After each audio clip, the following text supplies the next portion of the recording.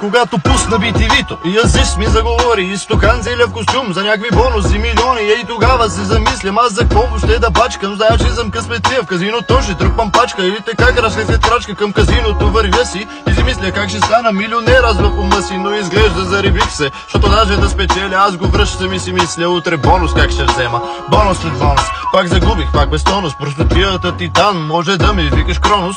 Паднал съм на колене, дано пак чуя молитвите, пускам обява за бъбреци, не хванали седмиците, опашка при заложната, аз някъде в редиците, живи са амбициите, ще спазарят ерниците, Азис ми беше идола, но не говори купажи, сега моите идоли бачкат бързите кредити, пукали ти дремети, важно е да чувстваш трепети, когато пак загубиш, псуваш крупието ти, знай се, че виновно е било, носило лош късмет, ама намигаш, питаш къде ще дава бе мой човек, къде ще дава мой човек, абе къде ще дава мой човек?